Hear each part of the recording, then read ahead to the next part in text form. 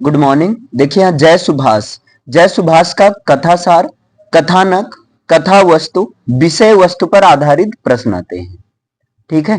वैसे अगर जय सुभाष की बात किया जाए तो सबको पता है जय सुभाष एक प्रकार का खंड काव्य, एक खंड काव्य होता है जिसमें जो है अमर स्वतंत्रता सेनानी सुभाष चंद्र बोस के बारे में जो है जीवन परिचय है, एक तरह से जीवन परिचय है। इसको लिखा था विनोद पांडे ने और इस कथा वस्तु को 7 भागों में बांटा गया है जिसको सर्ग के नाम से जाना जाता है। तो इस पर आधारित क्वेश्चन बनते हैं। जैसे देखिए 2018 में बना था जय सुभाष खंड काव्य के प्रथम सर्ग का सारांश लिखिए। इसी चीज को 2020 में पूछा गया जय सुभाष खंड काव्य के किसी एक सर्ग की कथा वस्तु अपने शब्दों में लिखिए। या 2018 में फिर पूछा गया जय सुभाष खंड काव्य के द्वितीय सर्ग और तृतीय सर्ग की कथा वस्तु अपने शब्दों में लिखो। मतलब एक सर्ग भी दे सकते हैं और 2 सर्ग साथ में पूछ सकते हैं, है ना। फिर यहां पर देखिए पूछा गया था जय सुभाष खंड काव्य के तृतीय सर्ग का कथासार अपने शब्दों में लिखिए, द्वितीय सर्ग का कथानक लिखिए। फिर यहां दिया गया है जय सुभाष। देखिए इस तरह का क्वेश्चन भैया ध्यान देना, इसमें पूरा आ गया। ऐसे भी क्वेश्चन पूछा जा सकता है कि जय सुभाष खंड काव्य की कथा वस्तु अपनी भाषा में लिखिए। अब यहां अगर इस तरह का क्वेश्चन आ गया इसका मतलब ये 7 सर्ग पूछ ले। भाई क्या इन्होंने कहा जय सुभाष खंड काव्य की कथा वस्तु, तो इसकी पूरी कथा वस्तु 7 भागों में बटी है, 7 सर्गों में, यानी कि 7 सर्ग के बारे में आपको लिखना होगा। फिर यहां देखिए 2020, 19, 18, 16, 15, 14, 13, 12, 11, 10 में क्या पूछा गया जय सुभाष खंड काव्य की कथा या कथानक या कथा वस्तु संक्षेप में लिखिए। या यहां पूछा गया जय सुभाष खंड काव्य के प्रथम सर्ग की कथा वस्तु संक्षेप में लिखे। यहां से ये सब क्वेश्चन पढ़ने से एक चीज तो क्लियर हो जा रहा है कि 1-2 सर्ग याद करके जाने से काम बनने वाला नहीं है। अगर मान लो उन्होंने इस तरीके से पूछ लिया कथा वस्तु अपनी भाषा में लिखिए, तब तो एक तरह से 7 सर्ग के बारे में पूछ लिया, डायरेक्ट ना पूछकर इनडायरेक्ट पूछ लिया, है ना। फिर यहां पर देखिए इसी क्वेश्चन को 2016 में जय सुभाष खंड काव्य की तृतीय सर्ग, फिर यहां तृतीय सर्ग का सारांश, फिर यहां 20 में तृतीय सर्ग की कथा संक्षेप में यहां पर, और खंड काव्य के षष्ठ सर्ग की ये, फिर एक ये देखिए दिया गया है जय सुभाष खंड काव्य की किसी घटना को संक्षेप में लिखिए। किसी घटना का मतलब किसी सर्ग की घटना को, है ना। फिर यहां जय सुभाष खंड काव्य की जो घटना सबसे अधिक प्रभावित करती है उसे संक्षेप में लिखिए, है ना। या किसी प्रमुख घटना की कथा संक्षेप में लिखिए, या चतुर्थ सर्ग का कथा सार संक्षेप में लिखिए। या पूछा गया चतुर्थ सर्ग की कथा अपने शब्द में लिखिए। पंचम सर्ग की जय सुभाष खंड काव्य के अंतिम सर्ग यानी कि सप्तम सर्ग ना देकर अंतिम सर्ग दे देगा। तो यहां से आपको यह पता चला कि क्वेश्चन कैसे पूछा जाता है। तो इन सारे क्वेश्चंस को देखते हुए एक चीज कंफर्म करो, पहले माइंड में क्लैरिटी लाओ कि 7 सर्ग के बारे में पता रहना चाहिए बकायदा अच्छे से। क्योंकि अगर वो क्वेश्चन लपेट कर पूछ लिया कथा वस्तु अपने शब्दों में लिखिए, तब तो सारे सर्ग के बारे में पूछ लिया। अगर मान लो अंतिम सर्ग कह दिया गया तो वहां पर ये सोचो मत अंतिम क्या, अरे 7 हैं तो अंतिम 7 ही होगा, तो अब 7 के ही बारे में लिखना है। ठीक। और जनरली प्रॉब्लम क्या होती है, बच्चों को शुरुआत वाले सर्ग तो बहुत अच्छे से तैयार रहते हैं, बाद वाले सर्ग में कंफ्यूजन रहता है, कौन 6वें सर्ग में है और कौन 7वें सर्ग में, सब खिचड़ी हो जाती है। तो यहां पर देखिए पहले इंट्रोडक्शन, यानी कि सबसे पहले आप हेडिंग बनाना जय सुभाष का, ये हेडिंग बनाना, ओके। और उसके बारे में लिखना जय सुभाष खंड काव्य में, ये एक खंड काव्य है, अंडरलाइन में कर रहा हूं। इन चीजों को आप रट नहीं सकते हो। देखो कुछ चीजें होती हैं फैक्चुअल डेटा होती है, वो चीजें आपको याद ही करना पड़ेगा। तो जय सुभाष एक खंड काव्य है, किसके बारे में है, तो अमर स्वतंत्रता सेनानी सुभाष चंद्र बोस जी के बारे में। क्या दिया गया है, उनका जीवन परिचय, संक्षिप्त जीवन परिचय, 7 भागों में बटा है। क्लियर है। फिर विनोद पांडे यानी कि विनोद ने लिखा है इसको, विनोद पांडे यानी कि विनोद ने लिखा है और इसकी कथा वस्तु को 7 सर्गों में विभाजित किया है। इसकी कथा वस्तु को 7 सर्गों में विभाजित किया गया है, ओके। अब इसमें प्रथम सर्ग में क्या है तो देखिएगा, प्रथम सर्ग में पहले क्लियर करो कहां से लेकर कहां तक की कहानी है। तो देखिए प्रथम सर्ग में जन्म से लेकर उनके द्वारा शिक्षा ग्रहण करने और तत्पश्चात, है ना, स्वतंत्रता आंदोलन, मातृभूमि की सेवा के लिए स्वतंत्रता आंदोलन में शामिल होने तक की घटना का वर्णन है। एक चीज यहां ऐड करना, जन्म से लेकर उनके द्वारा शिक्षा ग्रहण करने तक की घटनाओं का वर्णन, और जैसे शिक्षा ग्रहण करने के बाद इसी शिक्षा ग्रहण करने के तुरंत बाद इन्होंने क्या किया था, स्वतंत्रता आंदोलन में अपने आप को झोंक दिया था देश की मतलब मातृभूमि की रक्षा के लिए। तो ये चीज याद रखना। ओके, यहां पर ये पहली पॉइंट बहुत इंपॉर्टेंट है। यहां पर आपको पता चल गया, अच्छा प्रथम सर्ग में हमें जन्म से लेकर इनकी शिक्षा तक, और शिक्षा में फाइनली इन्होंने उच्च शिक्षा ग्रहण किया था, आईसीएस की परीक्षा पास किया था, और उसको त्याग पत्र देकर ये जो है मातृभूमि की सेवा के लिए स्वतंत्रता आंदोलन में क्या कर दिए, मतलब अपने आप को समर्पित कर दिए थे। यहां तक की घटना। इनका जन्म हुआ 23 जनवरी 1897 ईस्वी को। जन्म कब हुआ? 23 जनवरी 1897 ईस्वी को। अब इसको ऐसे डायरेक्ट नहीं लिखना, इसको आपको एक डिटेल करना है। 23 जनवरी 1897 की तिथि इतिहास में अत्यंत विशिष्ट है, आप लिख सकते हैं अत्यंत गौरवशाली दिन है, क्योंकि इसी दिन महान सेना नायक सुभाष चंद्र बोस का जन्म कटक में हुआ था। कटक में उड़ीसा, कटक उड़ीसा में इनका जन्म हुआ था। क्लियर है? उनके पिता श्री जानकीनाथ बोस, उनके पिता श्री जानकीनाथ बोस और माता श्रीमती प्रभावती देवी। उनके पिता श्री जानकीनाथ बोस और माता श्रीमती प्रभावती देवी दोनों इस पुत्र रत्न को पाकर धन्य हुए। अब यहां पर आपको थोड़ा सा अपने, जरूरी नहीं है, देखो ये चीज तो आप बनाकर नहीं लिख सकते हो कि पिता माता का नाम, लेकिन ये जो माता पिता के बारे में ये जो एक्स्ट्रा दिए हैं ये आप अपने भी अनुसार लिख सकते हो।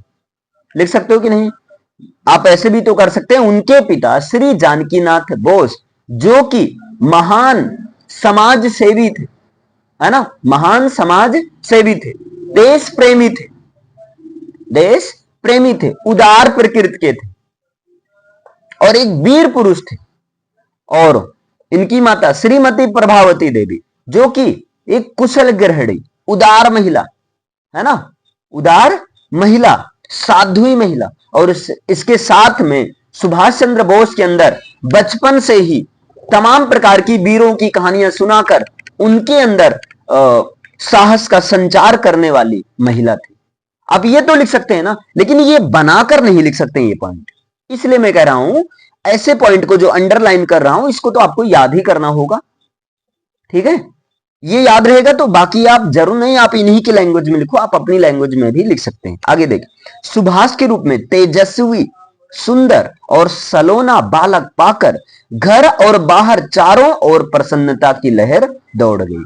सुभाष की बाल क्रीड़ाएं देख देख कर उनके माता पिता हर्षित होते रहते थे। अब यहां से एक आप आइडिया लो, अच्छा हमें कैसे किसी चीज को एक्सप्लेन किया जाता है, यहां से ये चीज आइडिया लो कि अच्छा हमें इस तरह से, जैसे एक लाइन से 2 लाइन 3 लाइन 4 लाइन कैसे बनाना है, इस तरीके से बनाना। फैक्चुअल डेटा तो यही है। अब यहां पर आप इसमें देखे होंगे एक तरह से माता पिता के ही बारे में बताइए, इसको हम लोग अपनी भी लैंग्वेज में बता सकते हैं, बता सकते हो ना, लेकिन हाँ ये नहीं याद कर सकते। आगे देखिए, इसी तरह से आपको एग्जाम में भी लिखना है, कोई भी आप फैक्चुअल डेटा वाला लिखो, एक लाइन लिखो, आपको थोड़ा लिखने की स्पीड अच्छी रखो, राइटिंग ठीक ठाक रखो, और 1-2 लाइन उसी का एक्सप्लेन करके लिख दो, कि जिसे मतलब इस तरह से लिखो कि कोई ये ना समझ पाए कि हाँ एकदम बनाकर उससे रिलेटेड रहे।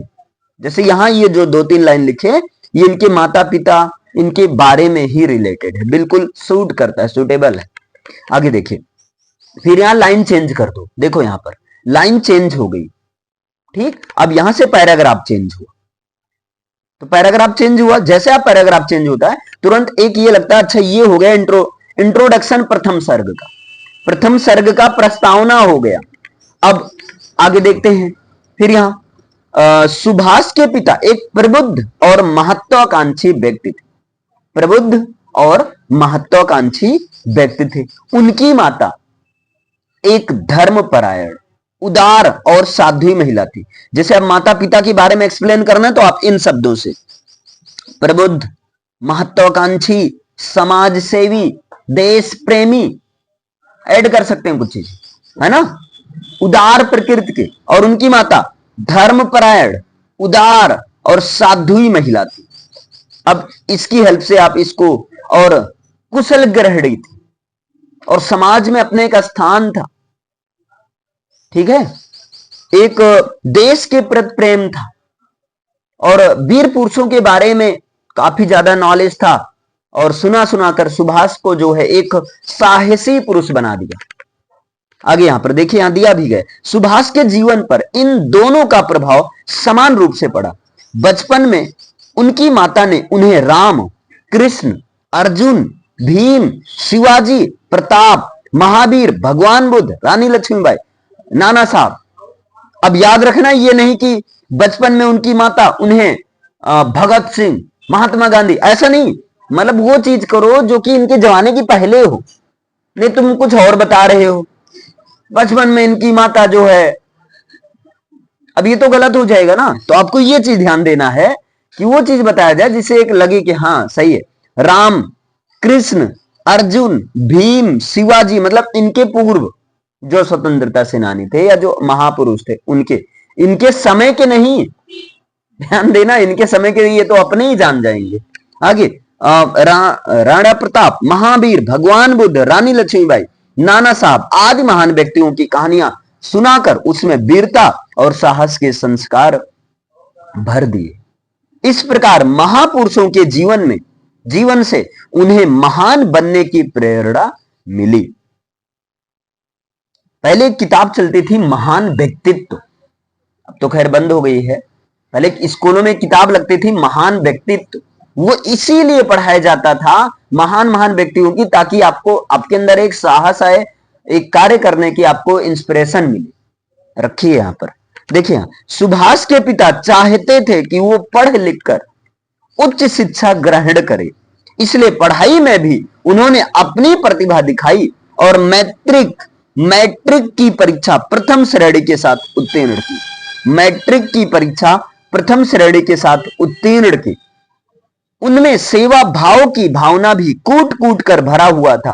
एक बार जाजपुर में, कहां पर, जाजपुर में भयानक रोग फैला तो उन्होंने दिन रात रोगियों की सेवा की। अब यहां पर आपने दूसरे वाले पैराग्राफ में इनके बचपन का, यानी कि प्रथम शिक्षा में इन्होंने क्या करके दिखाया, और इनके अंदर की जो सेवा भावना थी भारतीय लोगों के प्रति, वो कैसे इन्होंने दिखाया, ये दिखाए गए। अब यहां पर फाइनली तीसरे, यहां देखो पैराग्राफ वाइज लिखना है आपको।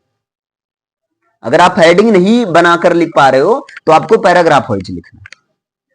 यहां पर देखिए, फिर यहां कंक्लूजन टाइप निकालना है, कंक्लूजन, निष्कर्ष, या फाइनली बताना है आगे क्या हुआ।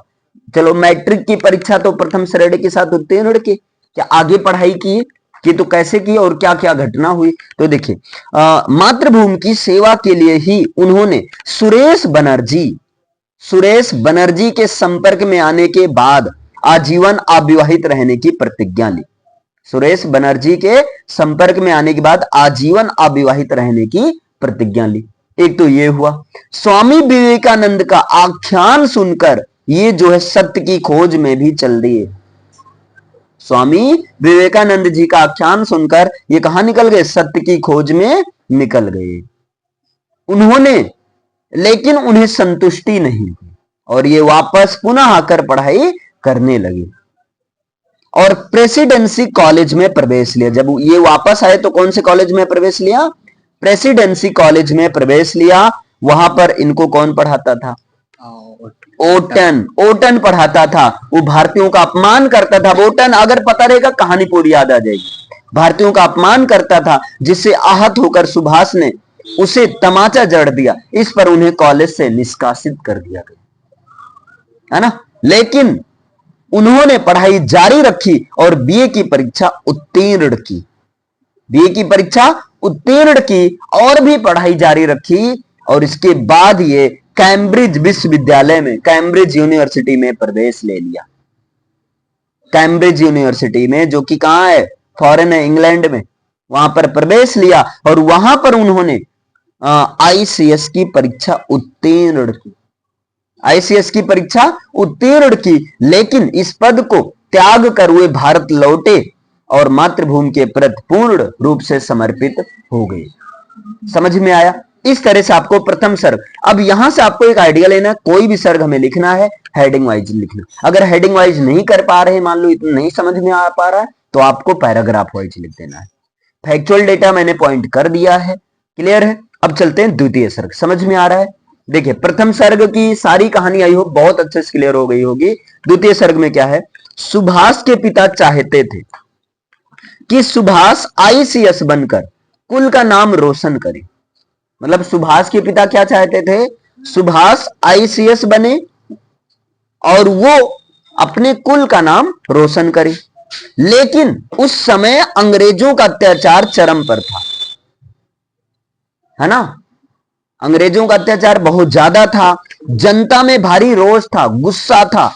ये देखकर मातृभूमि की सेवा का व्रत ले चुके सुभाष ने आईसीएस के पद से त्याग पत्र दे दिया था।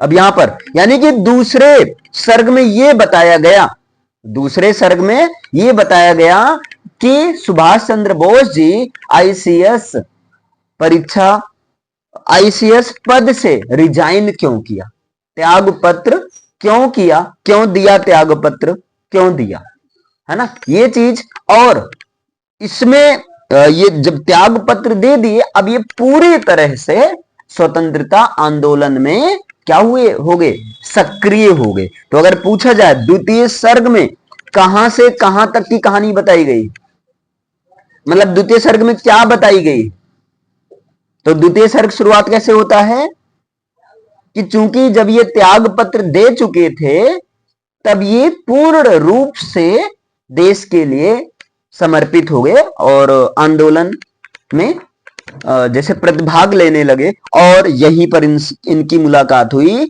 देशबंधु चित्तरंजन दास, देशबंधु चित्तरंजन दास के नेतृत्व में स्वतंत्रता से संबंधित ये विभिन्न प्रकार की गतिविधियों में भाग लेना शुरू कर दिए।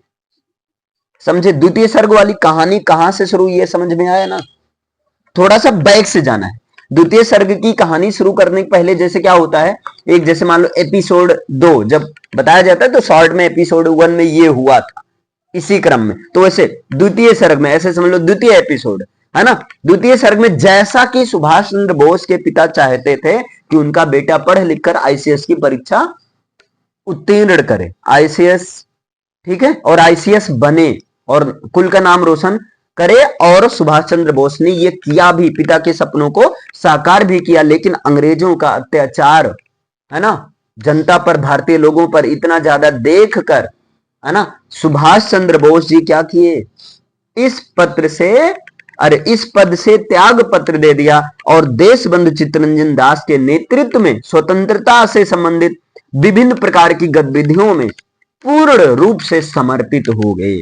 अब आपको पता चल गया ये क्या हुआ। थोड़ा सा यानी कोई भी सर्ग शुरू करने के पहले उसके पहले वाले सर्ग की हल्का सा कहानी 1-2 लाइन में बताते हुए रिलेट करवा देना है, जैसा कि, है ना। अब यहां पर देखिए इसके बाद में क्या है, फिर कह रहे हैं गतिविधियों में भाग लेना शुरू कर दिया। देशबंधु ने उन्हें नेशनल कॉलेज का प्राचार्य नियुक्त किया, और जब ये देशबंधु चित्तरंजन दास जी के नेतृत्व में आए, तब उस समय देशबंधु चित्तरंजन दास ने एक अपना कॉलेज बनाया था, स्थापना किया था, और उसका नाम था नेशनल कॉलेज, है ना। देशबंधु, इनके अंदर की स्वतंत्रता, देश के प्रति भावना, यानी कि देश प्रेम की भावना को देखकर देशबंधु जी ने इनको अपने कॉलेज, नेशनल कॉलेज का प्रधानाचार्य नियुक्त कर दिया। और इनका काम क्या होता था, ये जो भी वहां पर छात्र छात्राएं होती थी उनके अंदर स्वतंत्रता का भावना जागृत करना, मोटिवेशन करना, स्वतंत्रता के लिए लोगों को प्रोत्साहित करना। ठीक, सुभाष ने ओजस्वी भाषण से, सुभाष ने ओजस्वी भाषण से, अपने ओजस्वी भाषण से नई पीढ़ी को स्वतंत्रता आंदोलन में भाग लेने के लिए प्रेरित किया, और सुभाष ने यह काम बखूबी निभाया। ओजस्वी भाषण से, है ना, जो भी इस कॉलेज में बच्चे थे या युवा थे, इन सबके अंदर स्वतंत्रता की भावना को क्या किया, प्रेरित किया। उनकी इन गतिविधियों से भयभीत होकर और इतना ज्यादा प्रेरित किया कि इस प्रकार की गतिविधियों को देखकर अंग्रेज ब्रिटिश सरकार डर गई। ब्रिटिश सरकार की हालत खराब गई और उन्होंने देशबंधु जी के साथ साथ इनको भी बंदी बना लिया। बताओ अंग्रेजों की इतनी फटती थी, ये समझ लो, है ना। सुभाष चंद्र बोस जी जब इनको नेशनल कॉलेज का प्रधानाचार्य नियुक्त किया गया और इनसे बोला गया कि आपका काम है यहाँ पर जो भी युवा जनरेशन है सबके अंदर स्वतंत्रता की भावना प्रेरित करना, ये भैया कहे ठीक है। ओजस्वी भाषण से एकदम एक एक क्रांतिकारी पैदा कर दे रहे थे। अब भाई अंग्रेजों तक तो बात पहुंचेगी ही ना। जब ब्रिटिश सरकार को पता चला तब उसने कहा भैया देशबंधु ने स्थापना किया, प्रबंधक साहब है, इनको तो बंदी बनाओ ही, लेकिन साथ में जो आग लगा रहा है आई मीन सुभाष चंद्र बोस को भी क्या कर लो, बंदी बना लो। समझ में आया? यहां देखो पहली शुरुआत हुआ इनका बंदी बनने से। अब पूरी कहानी आपको आई होप क्लियर हो रही होगी, समझ में आ रहा है ना। आगे देखिएगा। अब इसके बाद अब यहां पर देखो बंदी बना लिया, जैसे होता है ना मूवी वूवी, बंदी बना लिया, फिर वहां पर अगला एपिसोड नेक्स्ट, तो वही यहां पर एक तरह से द्वितीय सर्ग का हो गया इंट्रोडक्शन, द्वितीय सर्ग का हो गया प्रस्तावना। इस तरह से आपको हेडिंग वाइज मतलब वहां पर लाइन चेंज करना है, एक पैराग्राफ बनाना है जहां से क्लाइमेक्स है। असली क्लाइमेक्स तो अब बाकी है। जैसे होता है ना हीरो को जो है पुलिस ने पकड़ ले, अब वहां से एक नया, अब हीरो अपना दिखाएगा हीरोपंथी, वही चीज है। अब यहां पर लाइन चेंज हुआ, आपको पैराग्राफ भी कहां चेंज करना है, थोड़ा सा भाई चालाकीस करना है ना, नहीं कहीं भी पैराग्राफ चेंज कर दो, ये क्या बात हुई, है ना। आगे देखिए। अब देखिए कारागार से बाहर आने पर अंग्रेजों से लोहा लेने की उनकी भावना और भी बलवती हो गई। आप देशभक्ति की भावना जगेगी, है ना। जब ये कारागार से बाहर आए तब तो भैया पूरी तरह से अब तो हम फोड़ेंगे। अभी तक तो थे ठीक है, हम बच्चों को प्रेरित करते थे, अब हम खुद कूदेंगे।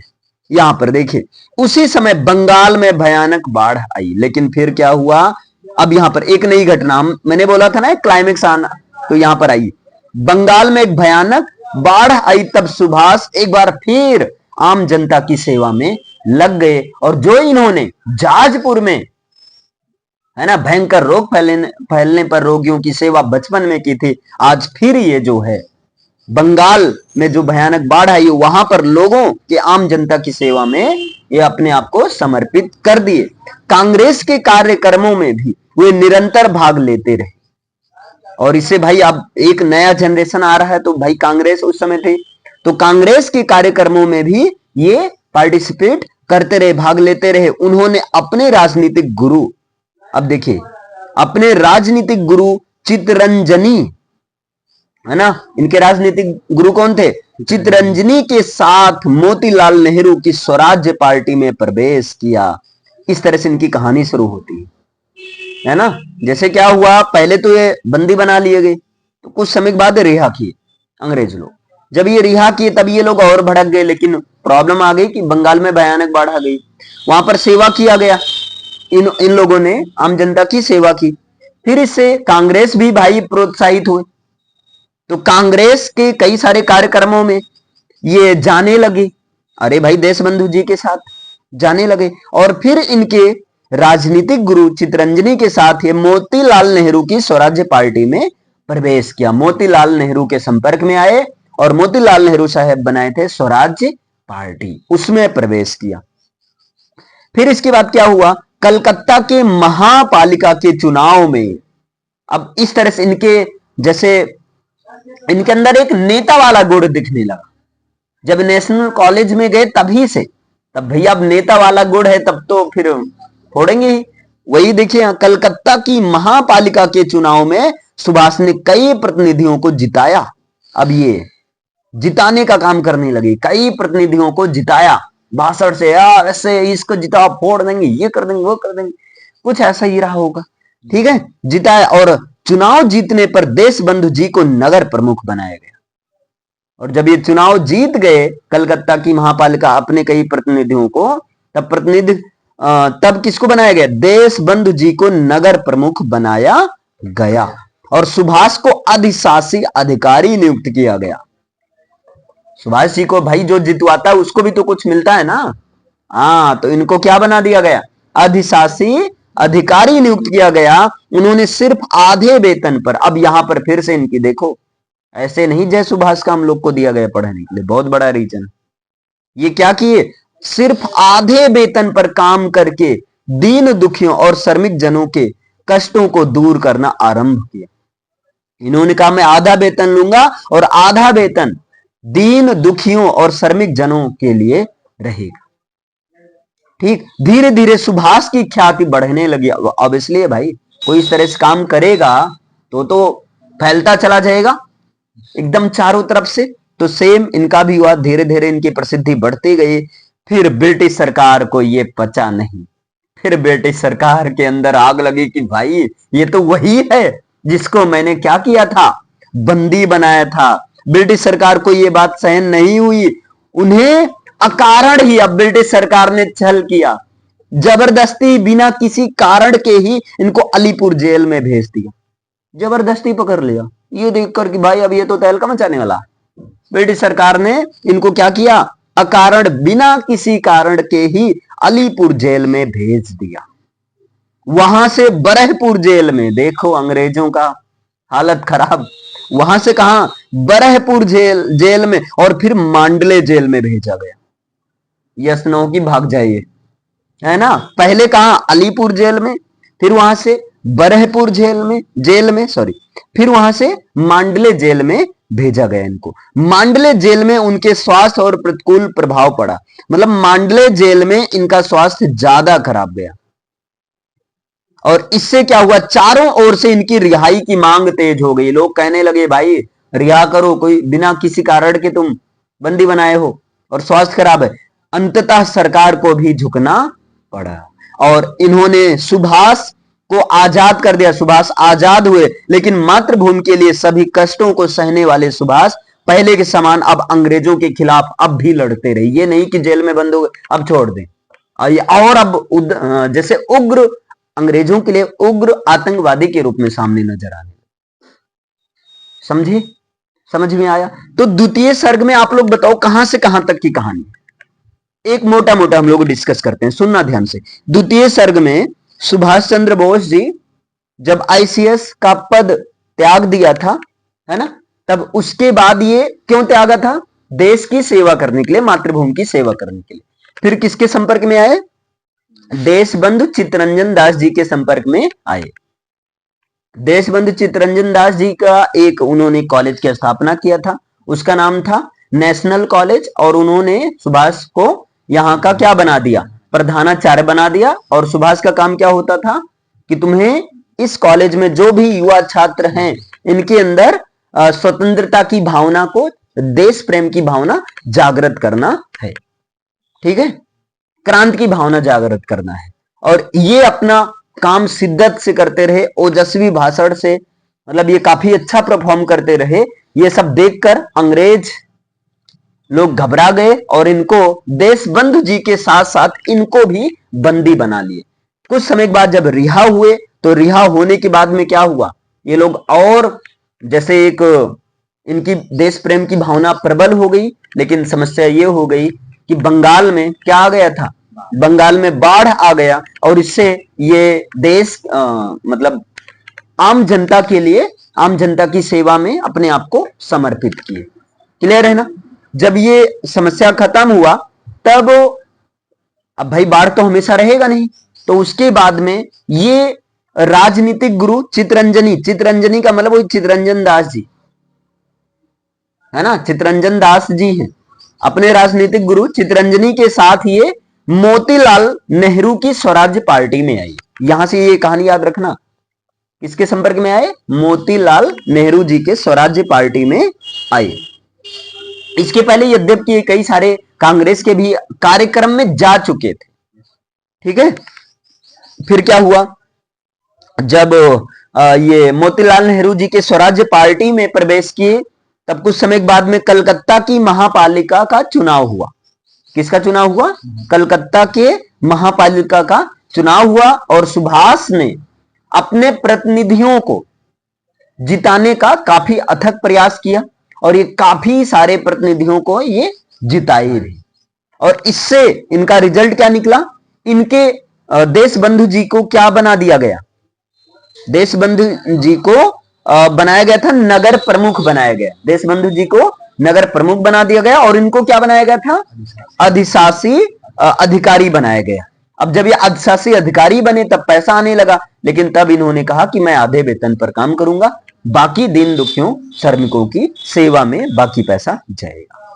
अब इससे क्या हुआ? इनकी प्रसिद्धि धीरे धीरे बढ़ती गई, ये प्रसिद्ध होते गए और जब ये प्रसिद्ध होते गए, इनकी प्रसिद्धि धीरे धीरे बढ़ती गई, तब अंग्रेज लोग फिर से घबरा गए और अंग्रेजों ने इनको अकारण ही क्या कर लिया? बंदी बना लिया। और कौन से जेल में पहले डाला?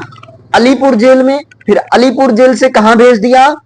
बरहपुर जेल में। यही सब याद रखना। अलीपुर जेल से कहां भेज दिया? बरहपुर जेल में भेज दिया और उसके बाद कहां भेज दिया? मांडले जेल में भेज दिया। लेकिन समस्या क्या हुआ? मांडले जेल में इनका स्वास्थ्य बहुत खराब होने लगा और इसे लोग चारों ओर से मतलब लोग आंदोलन करने लगे इनकी रिहाई के लिए। फाइनली इनको रिहा किया गया। लेकिन अब सुभाष चंद्र बोस अभी भी पहले के ही समान है ना, मातृभूमि के लिए, मातृभूमि के खिलाफ लड़ते रहे। तो ये बताओ दूसरे में कहां से कहां तक की कहानी है? इनके मांडले जेल तक की कहानी। ऐसे याद रखोगे पूरी कहानी याद रहेगी। द्वितीय सर्ग में कहां से कहां तक की कहानी है? देशबंधु चित्तरंजन दास जी के संपर्क में आने के बाद में विभिन्न प्रकार की गतिविधियों में भाग लेने अंततः मांडले जेल में स्वास्थ्य खराब होने तक की और वहां से रिहा होने तक की कहानी है। बताओ समझ में आया? द्वितीय सर्ग अच्छे से क्लियर है। नेक्स्ट यहां देखिएगा तृतीय सर्ग। तृतीय सर्ग में क्या है? वर्ष 1928 में कलकत्ता में आयोजित हुए कांग्रेस के अधिवेशन में सुभाष चंद्र बोस की भूमिका का वर्णन किया गया है। तो यहां सीधा दिया। तृतीय सर्ग में क्या बताया गया है? 1928 में कलकत्ता में आयोजित हुआ कांग्रेस अधिवेशन में सुभाष चंद्र बोस की भूमिका का वर्णन किया गया है। जैसे क्या हुआ? आप ऐसे भी लिख सकते हो जैसा कि ये मांडले जेल में इनका स्वास्थ्य खराब होने की वजह से लोगों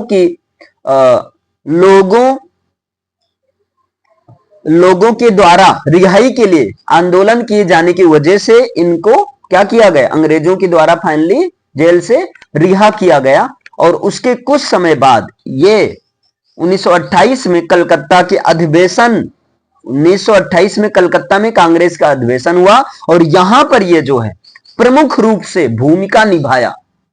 तो 1928 में कलकत्ता के कांग्रेस अधिवेशन में जो भी भूमिका इन्होंने निभाया उसका वर्णन यहां पर किया गया है।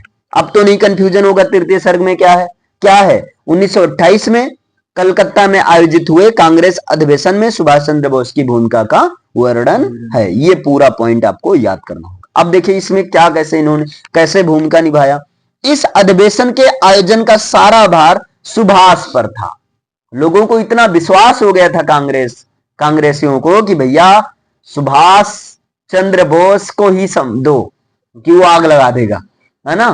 तो सुभाष चंद्र बोस पर सारा भार आ गया था और जिसे उन्होंने बखूबी निभाया। इस आयोजन पर देश के कोने कोने से लाखों नर नारी कलकत्ता पहुंचे थे। लोग ये जानकर पहुंचे थे कि भाई सुभाष चंद्र बोस इसमें जो है पार्टिसिपेट कर रहे हैं, प्रमुख रूप से भूमिका निभा रहे हैं। तो ये सब के चलते कलकत्ता के सारे लोग यहां पर पहुंचे थे। कलकत्ता आए थे मतलब सारे देश के कोने कोने से लोग कहां पर आए थे? कलकत्ता में आए थे, क्योंकि कलकत्ता में हुआ ये अधिवेशन। अब आगे देखिए, लोगों में अपार उत्साह उमड़ रहा था। बोस के नेतृत्व में, यानी सुभाष चंद्र बोस जी लीडरशिप कर रहे थे। सुभाष चंद्र बोस के नेतृत्व में स्वयं सेवकों का दल सारी व्यवस्था संभाल रहा था। इनके नेतृत्व में जो स्वयं सेवक थे, वॉलंटियर्स थे, वो सारी व्यवस्थाएं संभाल रहे थे। इस अधिवेशन में पंडित मोतीलाल नेहरू को अध्यक्ष चुना गया। और इसमें किसको अध्यक्ष चुना गया?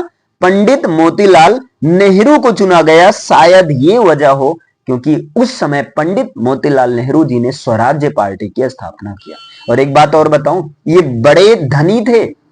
पंडित मोतीलाल नेहरू जी ये वकील थे, बहुत पैसे वाले थे, पैसे कमी नहीं थी, तभी तो स्वराज्य पार्टी की इन्होंने स्थापना की। तो इनको चुना गया, हर चीज देखते हुए कलकत्ता के अधिवेशन में अध्यक्ष किसको चुना गया, सब जीके का क्वेश्चन बन जाता है।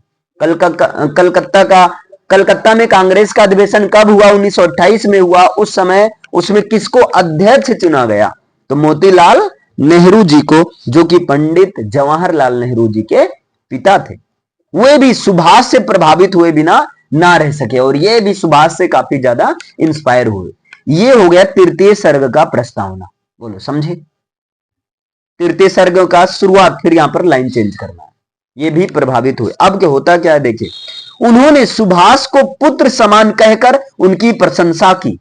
मोतीलाल नेहरू जी सुभाष चंद्र बोस को पुत्र कहा कि यार तुम मेरे पुत्र के जैसे हो, और इनकी प्रशंसा की। स्वयं को देश सेवा के लिए समर्पित कर दिया।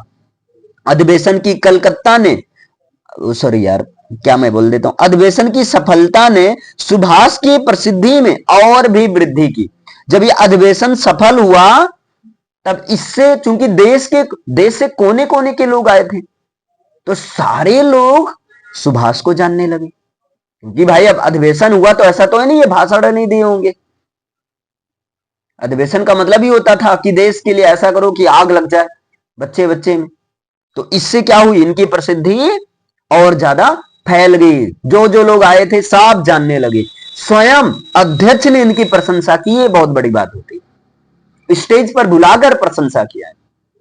अब उन्हें कलकत्ता का मेयर नियुक्त कर दिया। इसका रिजल्ट क्या निकला देख रहे हो, ये होता है मेहनत करो सफलता तो झक मार के आएगी। अब देख रहे हो आ भी रही है।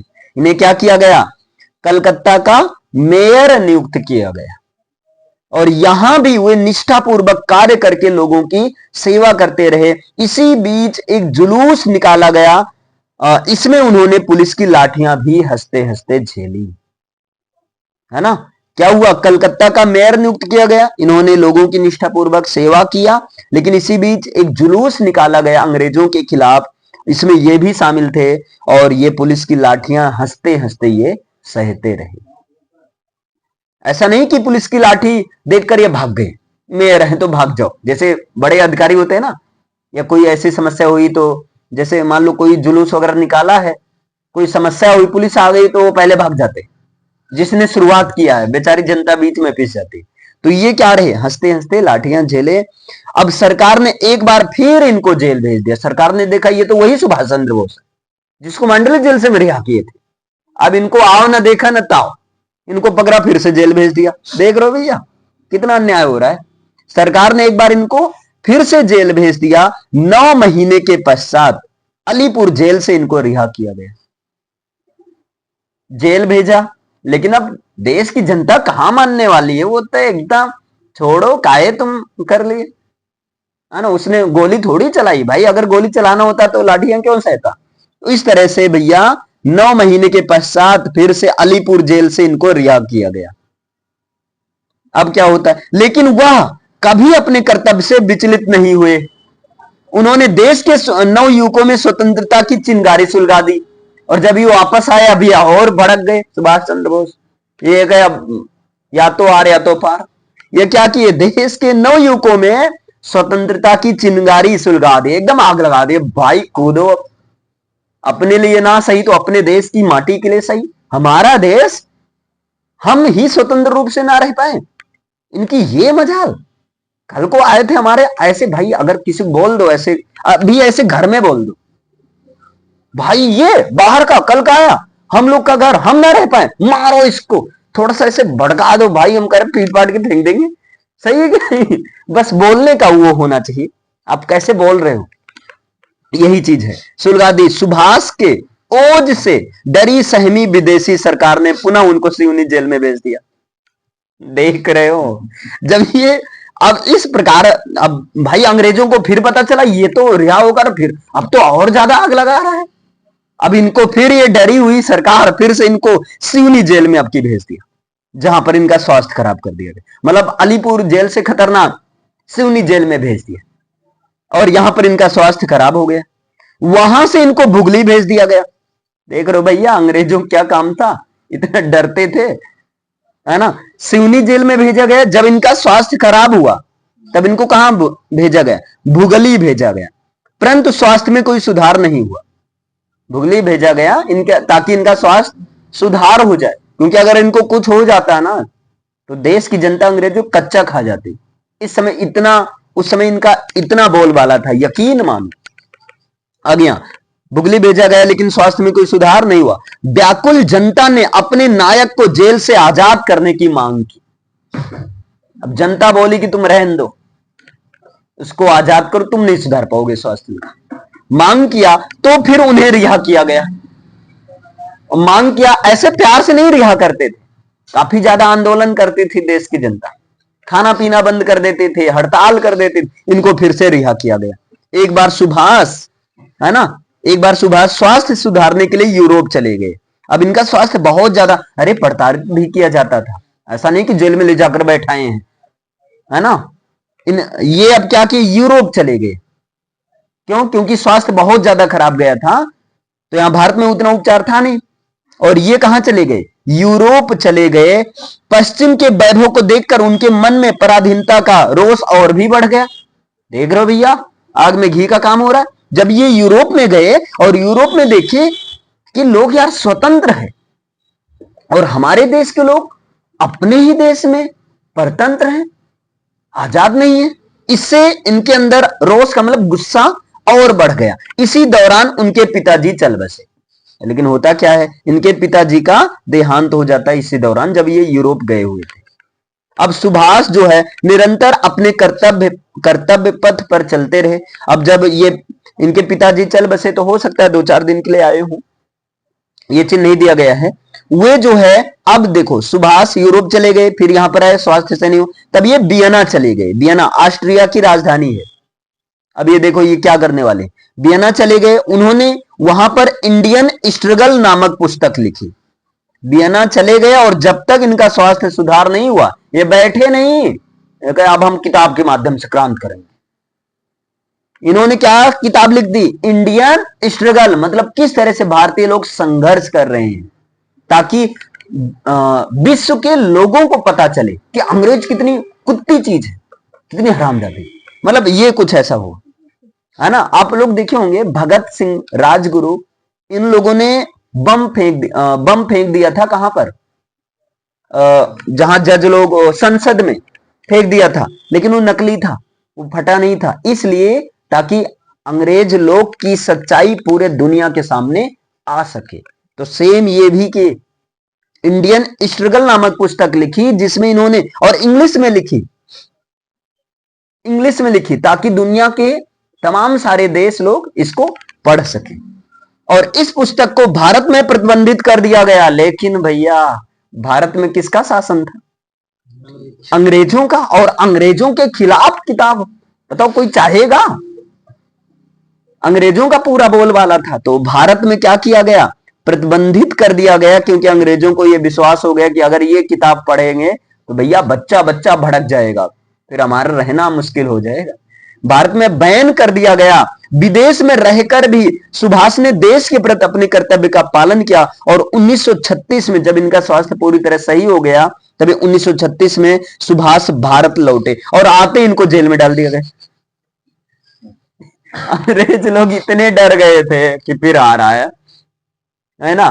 अभी गया था, इंडियन स्ट्रगल पुस्तक लिखा, खैर हम उसे बैन तो कर दिए, है ना, और आते इनको जेल में डाल दिया गया। जब वह फिर से बीमार पड़े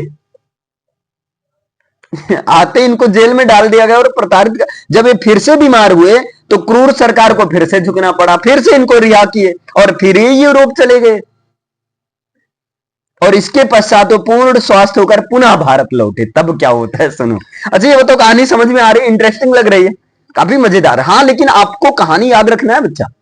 अब मैं कहूं आपको तृतीय सर्ग में कहां से कहां तक की कहानी है, तो 1928 में कलकत्ता में आयोजित कांग्रेस के अधिवेशन में, है ना, सुभाष चंद्र बोस का भूमिका से लेकर कहां तक की कहानी है, जब ये दोबारा यूरोप गए थे स्वास्थ्य सुधारने के लिए और दोबारा वापस आए, तब तक की कहानी। अब याद रहेगा ना, दोबारा यूरोप गए, दोबारा तुरंत दिमाग में आ जाएगा बीच वाली कहानी। क्लियर है, समझे? एक बार रफली बताओगे? बोलो। तृतीय सर्ग में क्या हुआ? 1928 में कलकत्ता में अधिवेशन हुआ कांग्रेस, और कांग्रेस का अधिवेशन हुआ। सुभाष चंद्र बोस बहुत ज्यादा भूमिका निभाए, और इससे क्या हुआ, सुभाष चंद्र बोस की वजह से सारे देश के कोने कोने से लोग इस अधिवेशन में भाग लिए, और पंडित जवाहरलाल नेहरू को क्या बनाया गया? इस अधिवेशन का अध्यक्ष बनाया गया। इस अधिवेशन में कांग्रेस का जो अध्यक्ष बनाया गया। और मोतीलाल नेहरू जी भी क्या हुए? बहुत ज्यादा इनसे इंस्पायर हुए, और इनको, क्योंकि अब अध्यक्ष को प्रायोरिटी तो हो गई, इनको यानी कि सुभाष चंद्र बोस को कलकत्ता का मेयर नियुक्त कर दिया गया।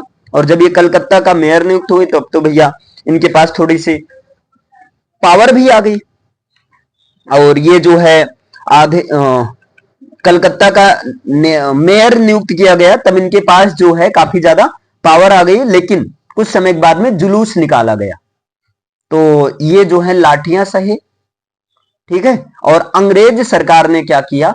जुलूस में से महान महान नेता को, जिसमें सुभाष चंद्र बोस भी शामिल थे, इनको जेल में डाल दिया गया। 9 महीने के पश्चात अलीपुर जेल से इनको रिहा किया गया।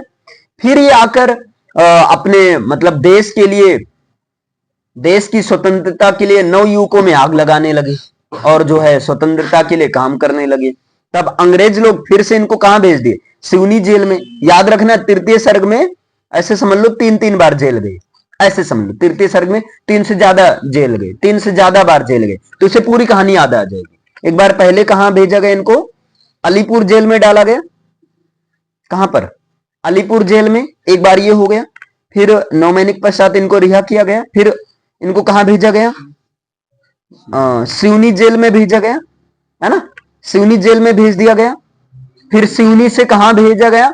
भुगनी नहीं, भुगली, है ना? अलीपुर जेल से सिवनी जेल, ऐसे याद रहेगा ना। फिर भुगनी जेल भेजा गया था, क्यों? स्वास्थ्य सुधारने के लिए, लेकिन कोई इंप्रूव नहीं हुआ, तब इनको रिहा करना पड़ा। और फिर ये कहां चले गए? यूरोप चले गए। और पूर्ण रूप, अच्छा, यूरोप जब चले गए तब उसी दौरान इनके पिताजी का देहांत हो गया था, है ना? और यूरोप में गए, तो यूरोप में जाकर ये कहां पर चले गए? वियना में चले गए थे। याद रखना, जब ये यूरोप में गए थे तो कुछ समय यूरोप में थे, लेकिन उसके बाद एक देश की राजधानी, ऑस्ट्रिया देश की राजधानी वियना में चले गए। और वियना में रहकर इन्होंने कौन सी किताब लिखी? इंडियन स्ट्रगल किताब लिखी।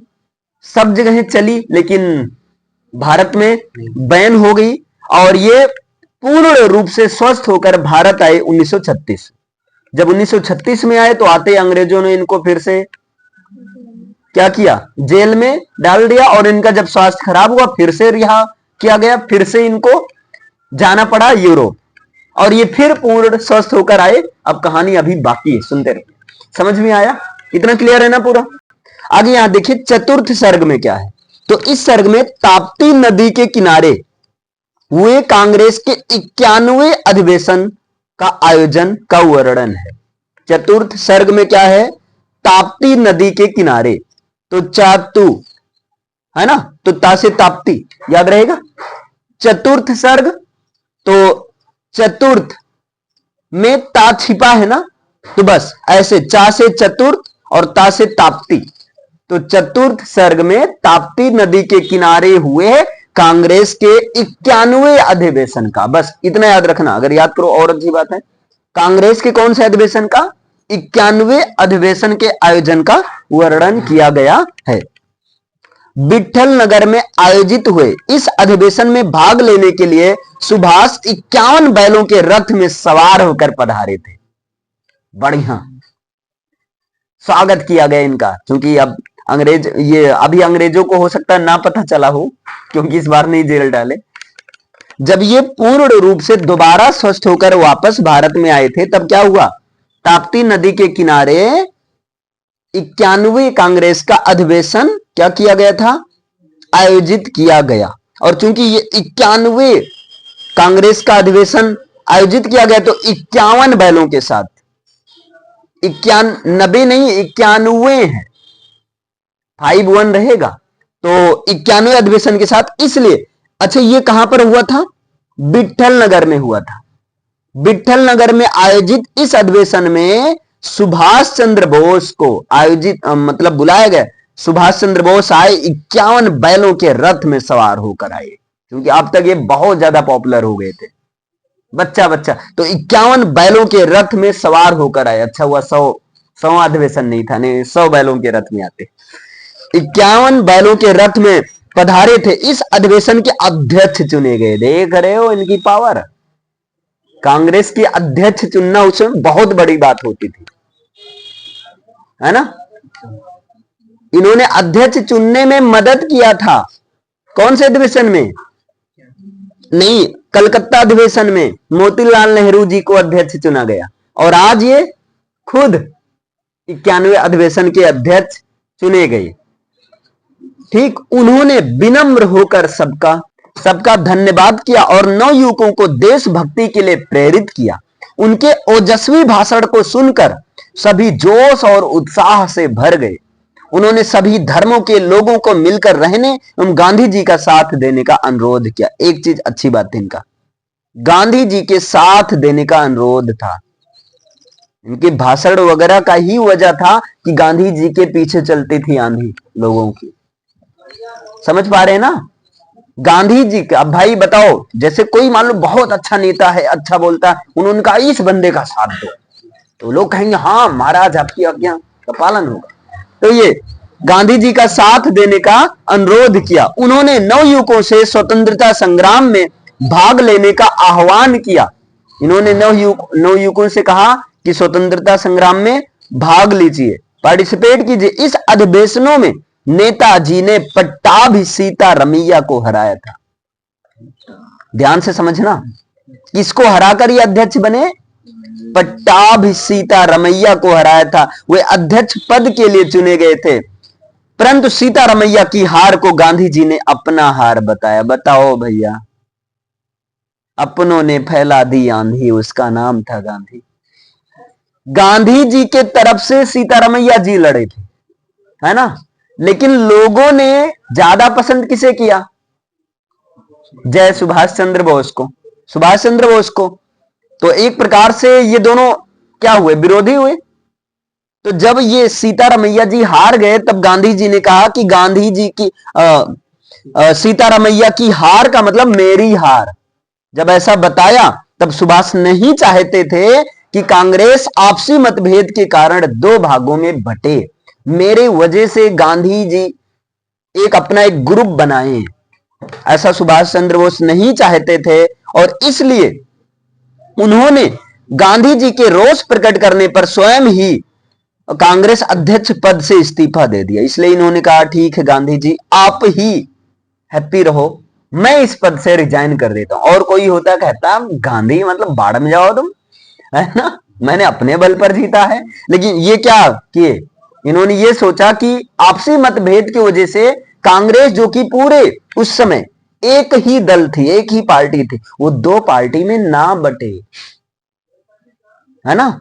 इसलिए इन्होंने अपने पद से इस्तीफा दे दिया और पद से, अध्यक्ष पद से इस्तीफा देकर फॉरवर्ड ब्लॉक नाम के अलग दल की स्थापना की। अब इन्होंने कहा कि मैं अब अलग दल बनाऊंगा, अब कांग्रेस के साथ काम नहीं करूंगा। याद रखना, फॉरवर्ड ब्लॉक। अब यह स्थापना भी आवश्यकता नहीं होती अगर गांधी जी गुस्सा नहीं होते तो, लेकिन गांधी जी की भी कुछ यही सब कमियां देखी जाती हैं। यही सब वजह से गांधी जी को गाली दिया जाता है। भाई रियलिटी मैं बता रहा हूं, ठीक है। वैसे मैं सुनिएगा, फॉरवर्ड ब्लॉक नाम के अलग दल की स्थापना की। उनकी सभाओं में बच्चे, नर नारी, वृद्ध शामिल होने लगे। सब बच्चे तक शामिल होने लगे, वृद्ध पुरुष भी शामिल होने लगे जब पता चला लोगों को कि सुभाष चंद्र बोस ने फॉरवर्ड ब्लॉक की स्थापना की। वे सभी के प्रिय नेता बन चुके थे। इसके पश्चात सुभाष ने कलकत्ता में बने हुए एक अंग्रेजी स्मारक को हटवाने का आंदोलन किया। अब जब ये फॉरवर्ड ब्लॉक बना और देखा कि भाई लोग आने लगे, तब सुभाष चंद्र बोस कहे कि अब एक ये जो अंग्रेजी स्मारक बना इसको हटवाओ। अंग्रेजी स्मारक को हटवाने के लिए आंदोलन कर दिया। जिसके लिए उन्हें जेल भी जाना पड़ा।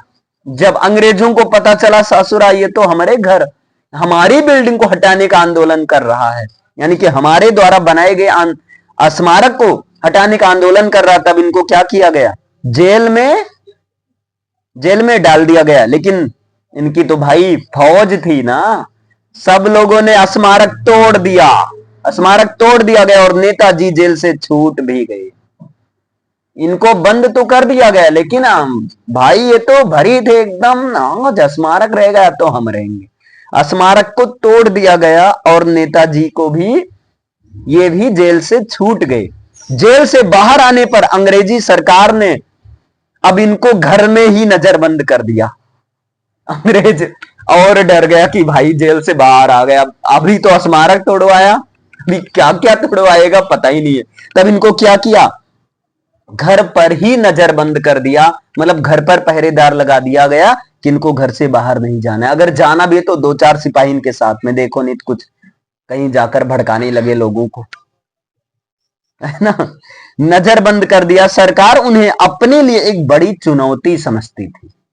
अब यहां पर सरकार पूरी तरह से इससे कपती थी। बताओ, इतना डर गई थी कि घर पर नजरबंद कर दिया गया, उन्हीं के घर पर। क्या करोगे भैया, ये बताओ, समझ में आया।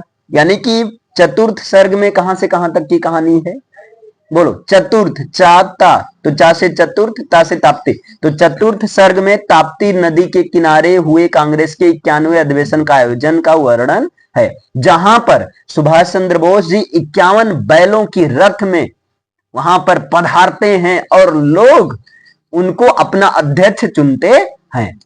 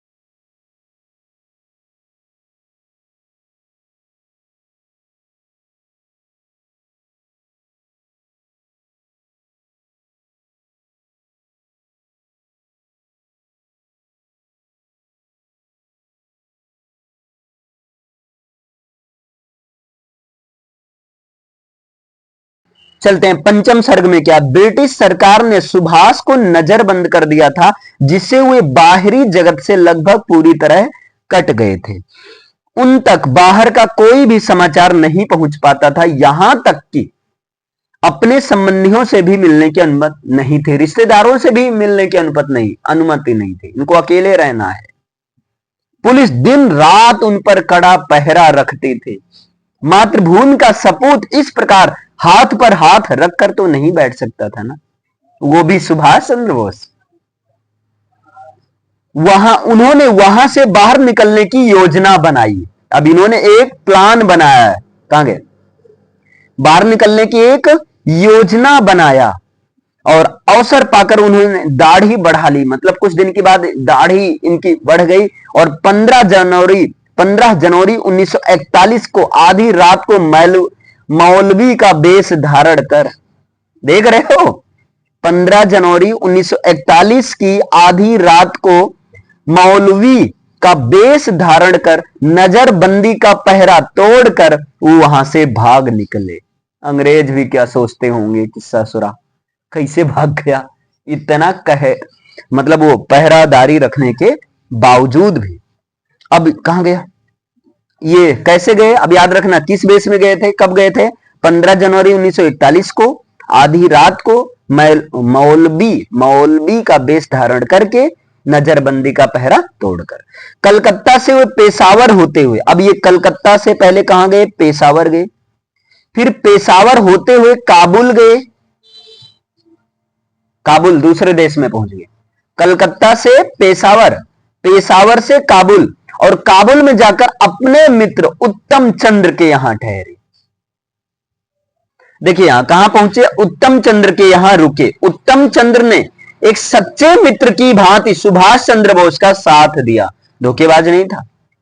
आजकल के तो दोस्त कहेंगे भैया जाओ तुम, है ना, सच्चे मित्र के साथ इनका साथ दिया और उन्हें देश से बाहर भेजने में सहायता की, देश से बाहर भेजने में सहायता की। छिपाते छिपाते हुए जर्मनी पहुंच गए, जर्मनी पहुंच गए, वहां पर नेताजी ने आजाद हिंद फौज का गठन कर दिया। बताओ, दूसरे देश में जाकर अपनी देश के लिए फौज बना दी, आजाद हिंद फौज का गठन कर दिया। विदेशों में बसे हुए भारतीयों ने नेताजी का हर प्रकार से साथ दिया। हां, पहले के भारतीयों में एक चीज यूनिटी होती थी, आजकल तो भैया मर जाओ लेकिन तुम्हारा साथ नहीं देने वाले। विदेशों में जो भारतीय थे बसे हुए थे, उन्होंने हर प्रकार से साथ दिया, मतलब धन बल हर चीज से साथ दिया। ठीक, फिर वे जापान होते हुए सिंगापुर भी गए, जर्मनी में सेना बनाए आजाद हिंद फौज, है ना, और फिर जापान होते हुए ये सिंगापुर गए, जहां रास बिहारी बोस ने इनका स्वागत किया। रास बिहारी बोस ये भी क्रांतिकारी थे, भारतीय थे, इनका स्वागत किया और दोनों ने मिलकर आजाद हिंद सेना का संगठित किया। अब दोनों, अब एक नहीं दो हो गया, है ना, दोनों ने मिलकर क्या किया, आजाद हिंद सेना का संगठित किया। इस सेना में सभी वर्गों और सभी धर्मों के नर नारी शामिल थे। इस सेना में सभी वर्गों सभी धर्मों के नर नारी शामिल थे। ऐसा नहीं यहां ये सब नहीं था धर्मवाद, कोई भी जो भी देश को आजाद कराना चाहता, दूसरे देश का अगर चाह रहा भाई मेरे देश की हेल्प करना, आओ करो, स्वागत। यहां पर इस सेना में नेहरू गांधी, देखो इस सेना में नेहरू गांधी बोस और आजाद नामक 4 ब्रिगेड थे। जैसे इस सेना को 4 भागों में बांटा गया था। जैसे एक ब्रिगेड होता है, एक नेहरू नाम से, एक गांधी जी के नाम से। अब देखो गांधी जी के ये कितने रेस्पेक्ट करते थे, गांधी जी के नाम से ये क्या बना दिए थे, ब्रिगेड बना दिए थे। मोतीलाल नेहरू जी के नाम पर नेहरू ब्रिगेड, और बोस खुद के नाम पर तो था ही, और आजाद हिंद फौज वाला जो था, या चंद्रशेखर आजाद, क्योंकि इस समय तक इनकी डेथ हो चुकी थी, चंद्रशेखर आजाद नामक 4 ब्रिगेड थे। नेताजी के मजबूत नेतृत्व में इस सेना का हर सिपाही देश की स्वतंत्रता के लिए अपने प्राणों की बाजी लगाने के लिए तैयार था।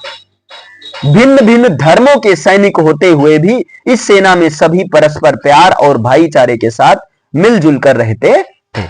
इसी में इन्होंने कहा था, नहीं इसमें नहीं कहा था, इसके बाद जब ये सेना मतलब पूरा बना और जब ये भारत में पहुंची थी, तब इन्होंने एक नारा दिया था, तुम मुझे खून दो मैं तुम्हें आजादी दूंगा। इसका मतलब ये है कि तुम मुझे खून दो, मतलब भारत के बुजुर्गों से ये कहना चाहते थे कि आप मुझे अपने युवा बेटों को दो और मैं इसके बदले में तुम्हें आजादी दूंगा, तुम मुझे खून दो। अभी इसका मतलब ये थोड़ी खून निकाल के लो भैया एक कटोरा खून, ऐसा नहीं है।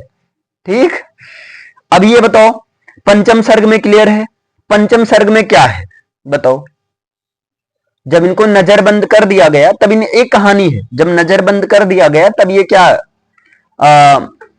तब बाहरी जगत से पूरी तरह से इनका संपर्क कट गया था, यहां तक कि इनके रिलेटिव भी नहीं मिल पाते थे। तब इन्होंने भाई एक योजना बनाई और इनकी दाढ़ी ये बढ़ा लिए, बाल वाल एकदम कटवाई, एकदम बाबा टाइप बन गए और ये 15 जनवरी 1941 को आधी रात को मौलवी का वेश धारण करके नजरबंदी पहरादार, मतलब पहरेदारों को चकमा देकर ये वहां से निकल पड़े। और जब निकले तो सबसे पहले कहां गए? पेशावर होते हुए ये फाइनली काबुल पहुंचे। काबुल में किसके यहां? अपने दोस्त उत्तम चंद्र के यहां। उत्तम चंद्र ने इसका काफी सहायता किया और इसको बाहर विदेश भेजने में मदद किया। और ये विदेश में सबसे पहले कहां गए? जर्मनी में। जर्मनी में क्या किए? आजाद हिंद फौज की स्थापना की। फिर जर्मनी से जापान गए, जापान से सिंगापुर में गए। जर्मनी से ये जापान गए, है ना, जापान होते हुए सिंगापुर गए, ठीक। और सिंगापुर में किसके पास गए? रास बिहारी बोस के साथ। रास बिहारी बोस, अब रास बिहारी बोस भी इनके साथ शामिल हो गए। अब एक नहीं दो हो गए एक तरह से नेता। फिर यहां पर इन्होंने जब दो हुए, यानी कि दोनों नेताओं ने इस पूरी आजाद हिंद फौज को 4 भागों में, 4 ब्रिगेड में बांट दिया। नेहरू, गांधी, बोस और आजाद नामक 4 ब्रिगेड में बांट दिया। क्लियर है? हाँ, लेकिन इस सेना में हर धर्म के लोग, हर समुदाय के लोग, हर वर्ग के लोग, नर और नारी भी थी। ठीक है, समझ में आया? इतना क्लियर है पंचम सर्ग। अब आते हैं षष्ठ सर्ग। मुझे पता है थोड़ा सा आप बोर हो रहे होंगे, लेकिन हाँ, गलती मत करो। एक तो लोग वही 2 गलती करते हैं, एक तो शुरुआत नहीं करते हैं, अंत नहीं करते हैं। अब शुरुआत बढ़िया हुआ है तो बढ़िया ही तरीके से अंत भी होगा। ओके, देखिए षष्ठ सर्ग क्या है, क्योंकि अब तो भाई युद्ध करना है। आजाद हिंद फौज बन गया, रेडी हो ना? आज अंग्रेजों को मार दो। देखो यार, सुभाष की सेना अस्त्र शस्त्रों से सुसज्जित होकर शत्रु पर आक्रमण करने के लिए कमर कस चुकी थी। सुभाष की सेना एकदम तैयार थी। हाँ महाराज, आज्ञा दो, हम फोड़ देंगे।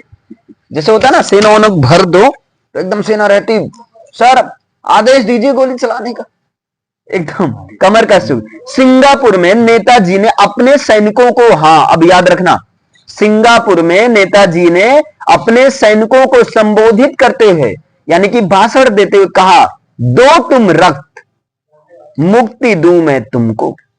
दो तुम रक्त, मुक्ति दूं तुमको। या इसी को ऐसे भी बोल सकते हैं, तुम मुझे खून दो, मैं तुम्हें आजादी दूंगा।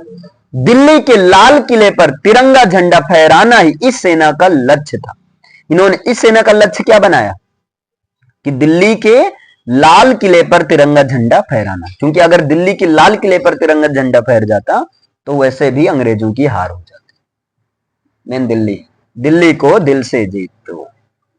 ठीक है, यहां पर अभी समझे। फिर क्या हुआ? उन्होंने अपनी सेना में अतीत का गौरव और भविष्य के प्रति आशा भरते हुए कहा। अब ये एक अच्छे जो है एक तरह शायरबाज भी थे। अतीत का गौरव और भविष्य के प्रति आशा भरते हुए कहा, विजय श्री है तुम्हें बुलाती, वीरों बढ़ते जाओ। अब इसी का पूरा एक कविता टाइप रहा होगा।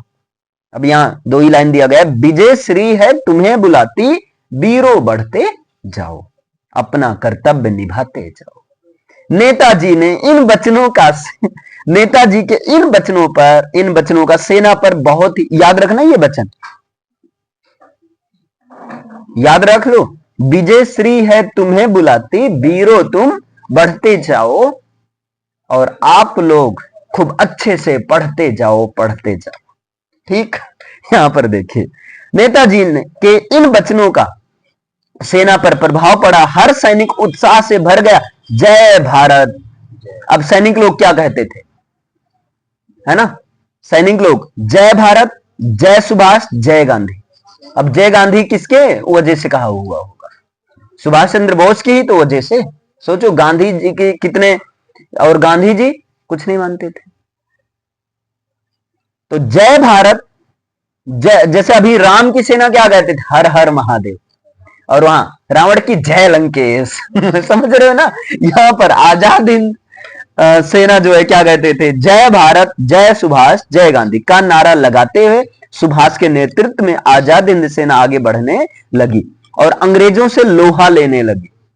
18 मार्च 1944 को आजाद हिंद सेना ने कोहिमा पर अधिकार कर लिया। देखो ये विजय प्राप्त किया। 18 मार्च 1944 को आजाद हिंद फौज ने कोहिमा पर अधिकार कर लिया, यानी कोहिमा से अंग्रेजों को मार के भगा दिया। कुछ तो भाग गए, कुछ को मार के एकदम हत्या कर दिया और कोहिमा पर अधिकार कर लिया। फिर मोराई टिड्डिम आदि स्थानों से भी अंग्रेजों को खदेड़ते हुए, देख रहे हो, मोराई टिड्डिम और भी कई स्थान हैं, वहां से अंग्रेजों को लगभग 6-7 जगहों से इन्होंने अंग्रेज को खदेड़ दिया था। बहुत बड़ी बात थी, है ना। खदेड़ते हुए क्या किया, अराकान पर पहुंच गए, अराकान पर अपनी विजय पताका फहरा दी। अराकान पर अब अंग्रेजों लोगों को पता चला ये तो साला वही है जिसको नजरबंद किए थे, है ना। ये कैसे बाहर निकल गया, जिसे पता तो चला ही होगा ना। बाद में ये होगा लापता हो गए, कहीं मर तो नहीं गए, लेकिन गया तो कहां गए। बाद में अंग्रेजों को समझ में आया, अरे ये तो सुभाष चंद्र बोस ही है जिसको हमने नजरबंद, जिससे हम लोग डरते थे। आज इसने 6-7 जगहों पर क्या किया, आक्रमण कर लिया, अराकान पर विजय पताका फहरा रहा। अब अंग्रेज लोग यहां सतर्क हो गए और ज्यादा से, यानी कि सारे जगहों से सैनिक भेज दिया, सारी जगहों से। अब हल्के में नहीं ले रही, है ना। अब क्या किया, अपने विजित क्षेत्रों की रक्षा करते हुए आजाद हिंद फौज के सैनिकों ने उत्साह पूर्वक नए वर्ष 1945 का स्वागत किया, न्यू ईयर मनाया कि हम लोग इतना जीत गए। क्योंकि अब इसके बाद और लोग मिलते गए ना, जैसे जैसे जीतते गए वैसे वैसे ये सेना बड़ी होती गई। अब क्या होता है पहले बताओ, षष्ठ सर्ग में क्या हुआ, बोलो। यहां पर सिंपल सा क्या हुआ था, सिंगापुर में नेताजी ने अपने सैनिक को भाषण दिया और क्या कहा कि दो तुम रक्त मुक्ति दूं मैं तुमको, या तुम मुझे खून दो मैं तुम्हें आजादी दूंगा। दोनों याद रखो, दो तुम रक्त मुक्ति दूं तुमको, है ना। और इन्होंने इस बात पर जोर दिया कि इस सेना का लक्ष्य दिल्ली के लाल किले पर तिरंगा झंडा फहराना है, यही अंतिम लक्ष्य था। और उन्होंने आशा का संचार भरते हुए कहा कि विजय श्री है तुम्हें बुलाती, वीरों बढ़ते जाओ। और इसके साथ में जो आजाद हिंद फौज की सेना थी वो क्या नारे लगाते हुए आगे बढ़ना शुरू कर दी, जय भारत, जय सुभाष, जय गांधी का नारा लगाते हुए आगे बढ़ना शुरू कर दी और अंग्रेजों को मार काट कर भगाना शुरू कर दी, अंग्रेजों से लोहा लेने लगी। और 18 मार्च 1944 को आजाद हिंद फौज ने कोहिमा पर क्या किया, कोहिमा पर अधिकार कर लिया और मोराई टिड्डिम, याद रखना, कोहिमा, मोराई टिड्डिम आदि कई स्थानों पर से अंग्रेजों को खदेड़ते हुए अराकान पर विजय पताका फहरा दे। याद रखना, पहले कहा कोहिमा पर, 18 मार्च 1944 को कोहिमा पर मार्च है। अब मार्च से पूरा दिसंबर तक ये युद्ध करता हुआ, यानी कि कोहिमा, फिर कोहिमा से मोराई टिड्डिम कई स्थानों से अंग्रेजों को खदेड़ते हुए अराकान पर भी विजय पताका फहरा दी। उस समय अराकान पर विजय पताका फहराना अपने आप में बहुत बड़ी बात है। इससे क्या हुआ, अब एक प्रकार से इन लोगों ने बहुत बड़ा मतलब जीत हासिल किया। तो अब ये नए वर्ष 1945 का अच्छे से स्वागत किया। क्लियर। अब देखते हैं क्या होता है सप्तम सर्ग, यानी कि फाइनली सर्ग में। क्लियर है। देखिए यहां सप्तम सर्ग जय सुभाष खंड काव्य का अंतिम सर्ग है। याद रखना, यह अंतिम सर्ग के भी नाम से पूछा जाता है।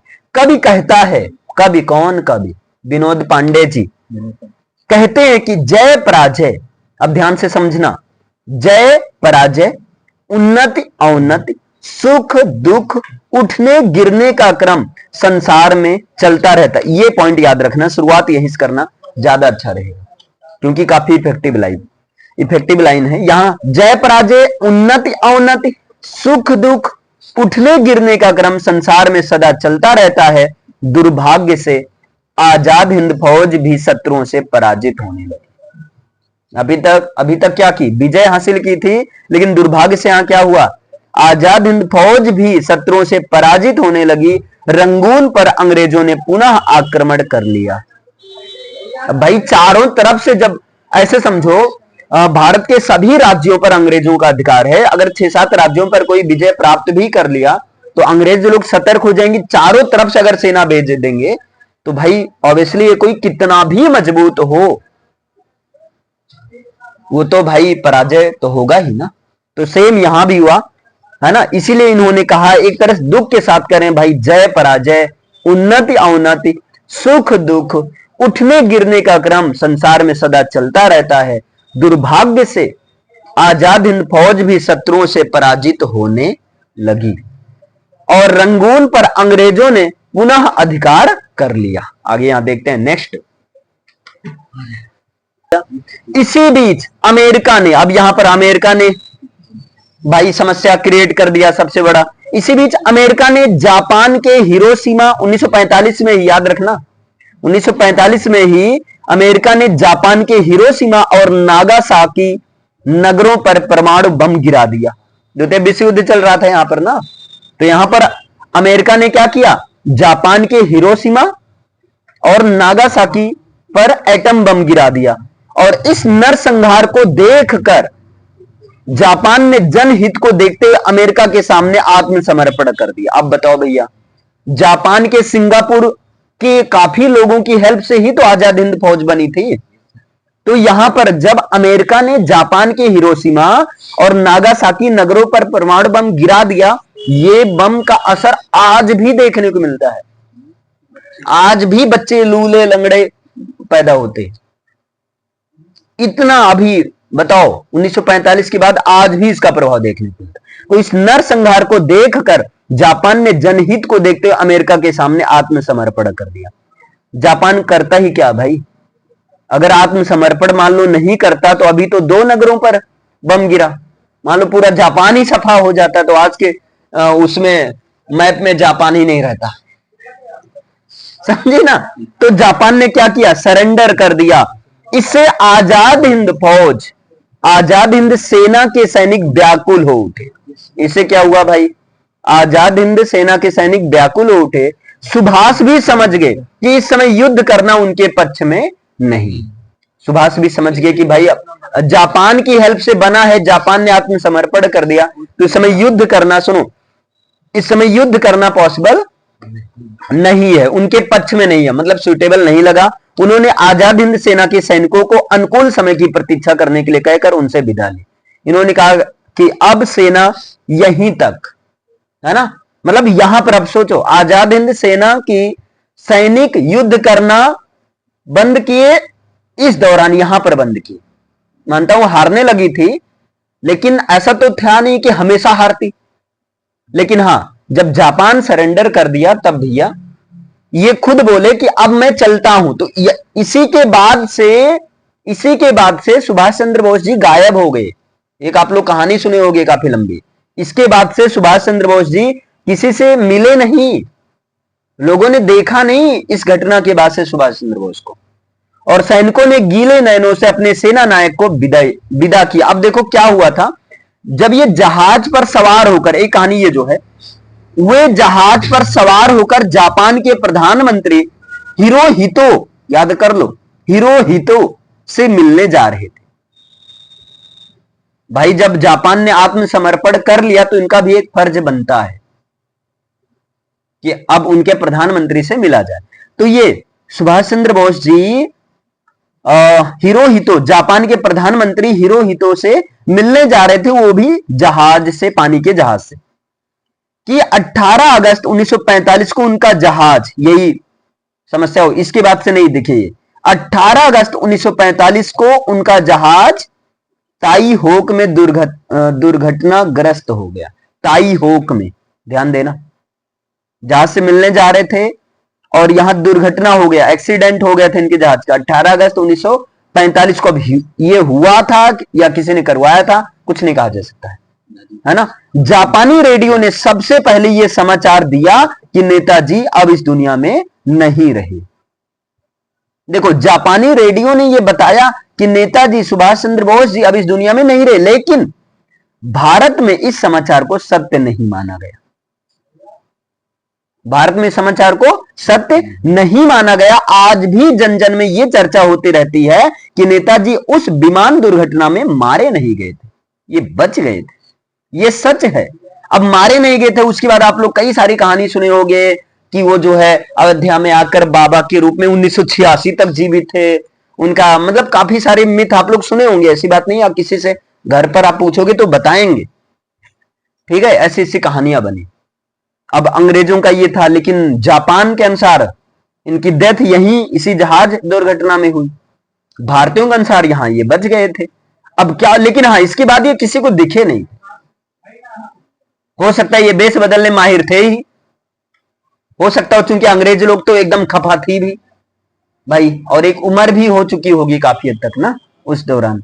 हो सकता है ये अपने आप को मतलब यही रखना चाहे कि गुप्त रखें, या हो सकता है वाकई में डेथ हो गई, लेकिन इस बात का कोई पता नहीं। मतलब जैसे लाश भी नहीं मिली थी इनकी, ये भी अगर लाश मिलती तब भी वो रहता।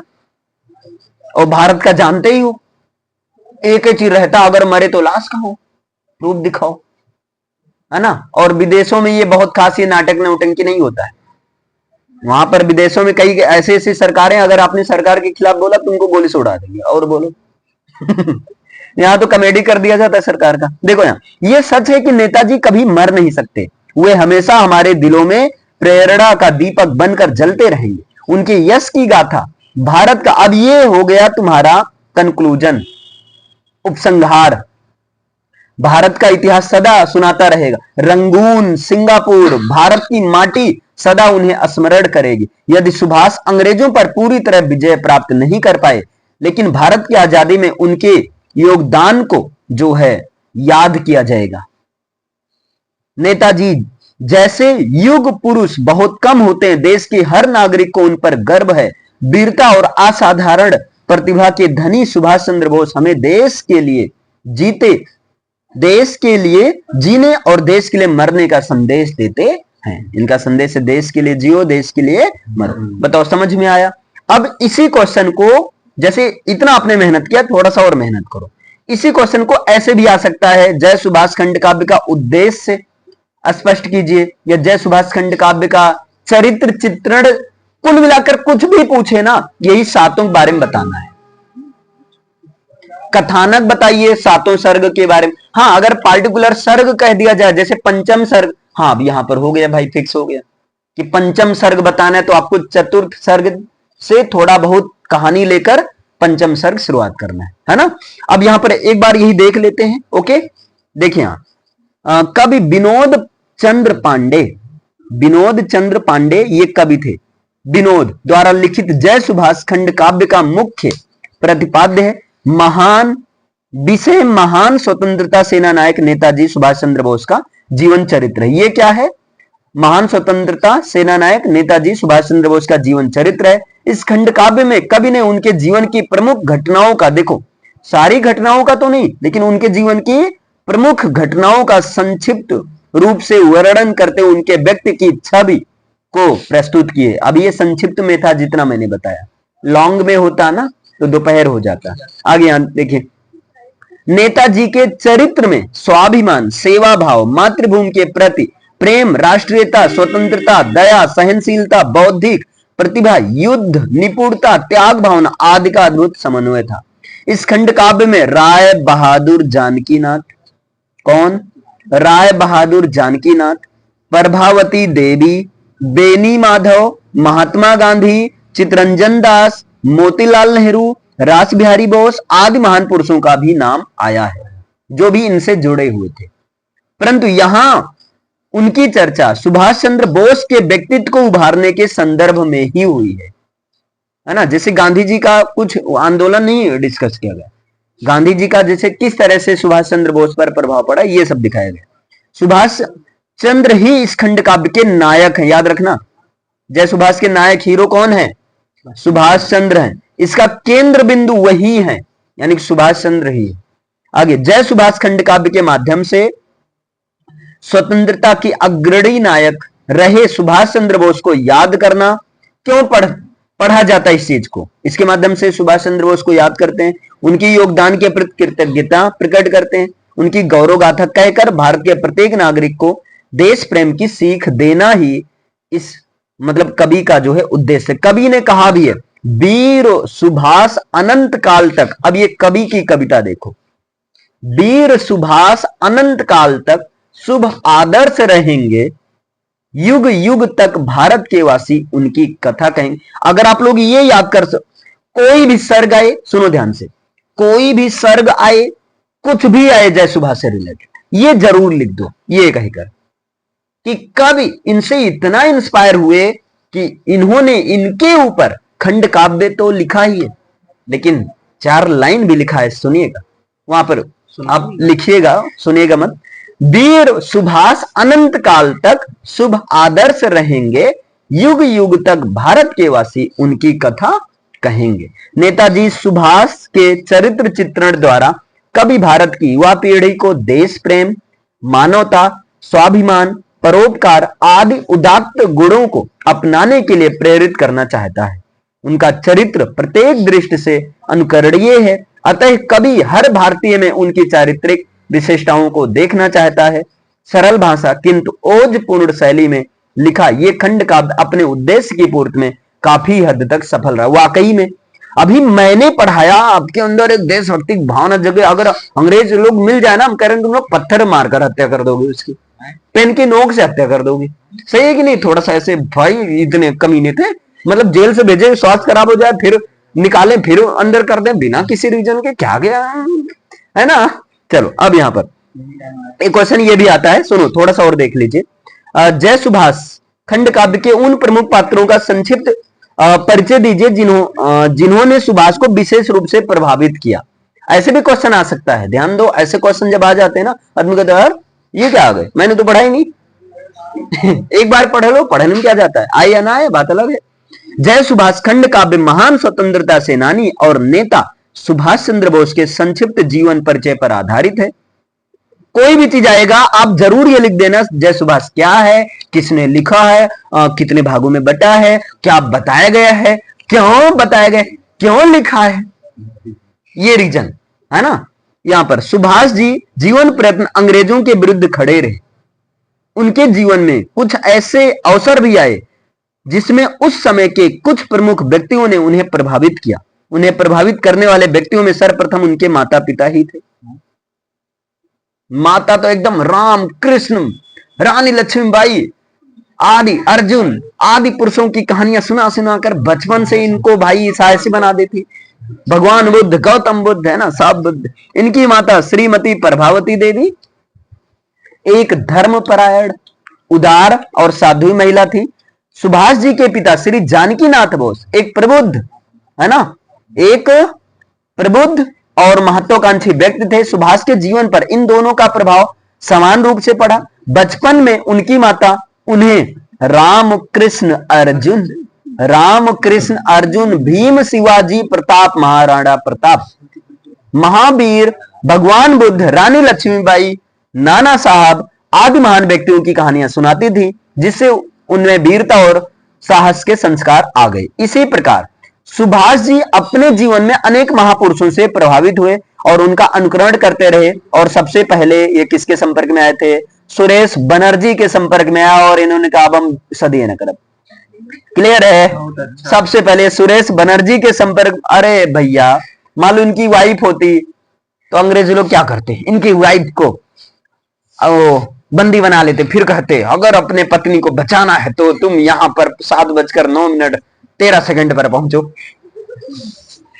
या ऐसा होता। या एक ये जिस तरह से भाग गए, जिस तरह से फ्रीडम था, क्या मिल पाता कहीं भी?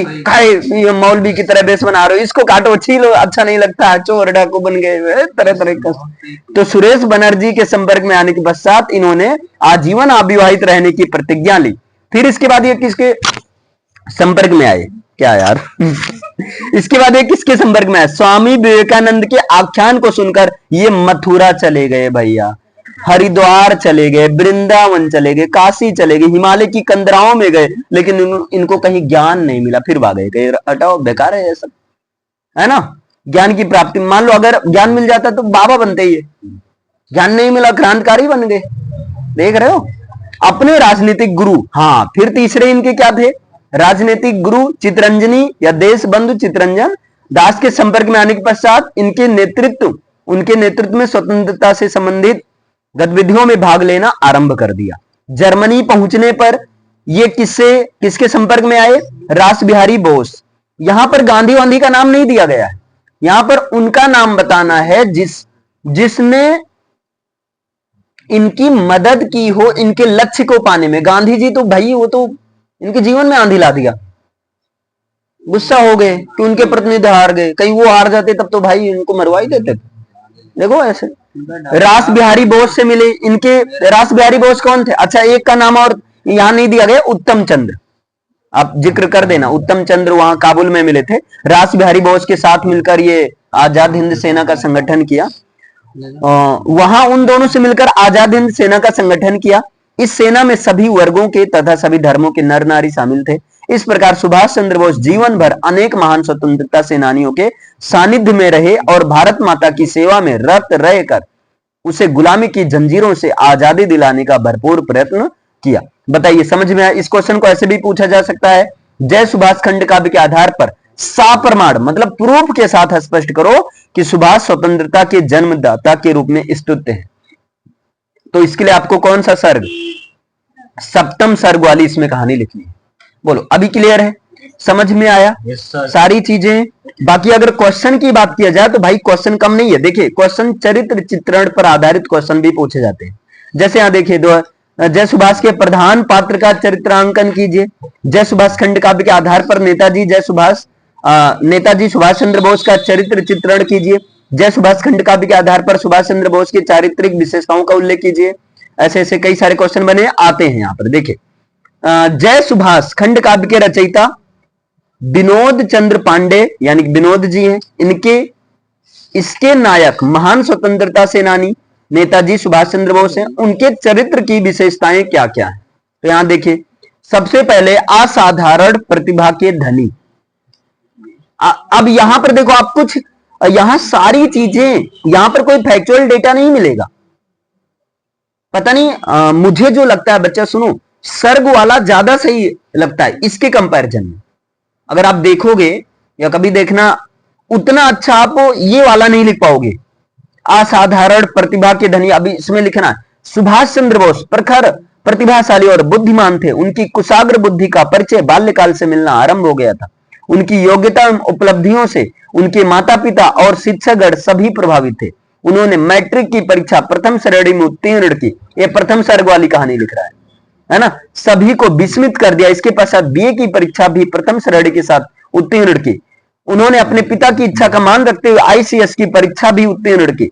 उस समय आईसीएस की परीक्षा में सफल होना भारतीयों के लिए अत्यंत कठिन था। अब यहां पर आपको हेडिंग याद करना होगा, याद रखना होगा, और इस तरह से आपको याद रखना होगा कि हेडिंग में क्या लिखना है। ये भी लिख सकते हैं, अच्छी बात है, ऐसी बात नहीं है ना। जो आपको सुटेबल लगे वही लिखना।